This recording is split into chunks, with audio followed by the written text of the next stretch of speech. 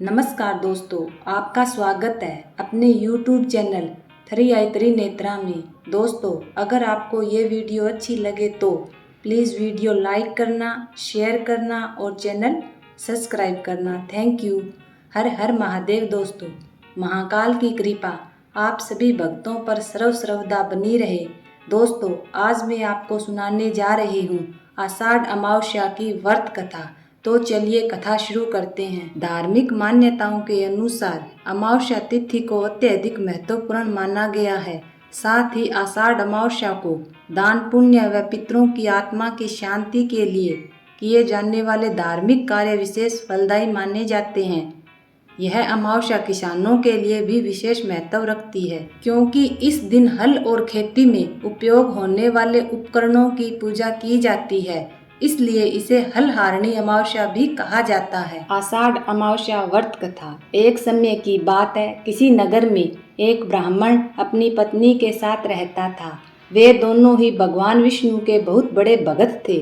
दोनों प्रतिदिन अपना ज्यादातर समय भगवान के ध्यान और पूजा पाठ में बिताते थे। ब्राह्मण का घर धन धान्य से भरा हुआ था, किंतु संतान न होने के कारण ब्राह्मण और ब्राह्मणी अत्यंत दुखी रहते थे। एक दिन ब्राह्मण ने अपनी पत्नी से कहा कि मैं तपस्या करने के लिए वन में जा रहा हूँ। इसके बाद वह भगवान पर भरोसा और संतान की कामना लेकर वन में तपस्या करने के लिए चला गया।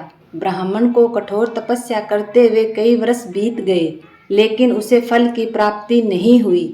अंत में हार मानकर ब्राह्मण ने अपने जीवन को समाप्त करने का निर्णय लिया। अपना जीवन समाप्त करने के बारे में सोचकर उसने पेड़ की डाली पर फांसी का फंदा डाल दिया और अपने गले को बांधने लगा। तभी वहां पर सुख अमावस्या प्रकट होकर बोली, हे ब्राह्मण, तुम्हारे भाग्य में 7 जन्म तक कोई संतान नहीं लिखी है, किंतु मैं तुम्हें 2 कन्या का वरदान देती हूँ। तुम अपनी एक कन्या का नाम अमावस्या रखना और दूसरी का नाम पूनम रखना। तुम अपनी स्त्री से कहना कि वह 1 वर्ष तक सुख अमावस्या का व्रत रखे और अमावस्या के दिन 1 कटोरी चावल भरकर उस पर दक्षिणा देकर दान करे। सुख अमावस्या की बात सुनकर ब्राह्मण घर आया और ये पूरा वृतांत ब्राह्मण ने अपनी पत्नी को सुनाया। सुख अमावस्या के आदेश अनुसार ब्राह्मणी ने व्रत रखना आरंभ कर दिया।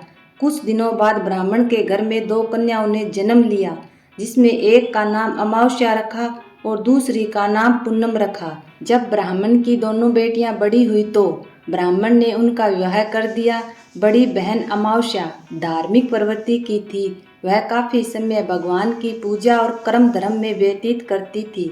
इसके विपरीत पूनम भगवान को बिल्कुल नहीं मानती थी। बड़ी बहन अमावस्या के घर में सुख समृद्धि का भंडार भरा था, परंतु छोटी बहन के घर में दरिद्रता छाई थी। जब बड़ी बहन अमावस्या को अपनी छोटी बहन पूनम के बारे में पता चला कि वो बहुत दुखी है, तब अमावस्या अपनी बहन के लिए ढेर सारा सामान लेकर उससे मिलने गई। छोटी बहन के घर पहुंचकर अमावस्या ने उसे 1 वर्ष तक सुख अमावस्या का व्रत करने की सलाह दी। साथ ही अमावस्या ने व्रत को विधि पूर्वक करने के बारे में पूनम को बताते हुए ये भी कहा कि तुम 1 वर्ष तक सुख अमावस्या का व्रत रखना और 1 कटोरे में चावल भरकर उसे दान कर देना। ऐसा करने से तुम्हारे सभी कष्ट दूर हो जाएंगे और घर में सुख समृद्धि आएगी। पूनम ने अपनी बहन की बात को मानते हुए बिल्कुल ऐसा ही किया। इसके बाद 1 साल के भीतर पूनम का घर धन धान्य से भर गया और उसके घर में एक बेटे ने जन्म लिया। इस प्रकार जो भी विधि पूर्वक सुख अमावस्या का व्रत करता है, उसके घर में सुख समृद्धि आती है। हे सुख अमावस्या, जैसे आपने उस ब्राह्मण और ब्राह्मणी को सुख दिया, वैसे सभी को देना। सुख अमावस्या की जय हो, विष्णु भगवान की जय हो।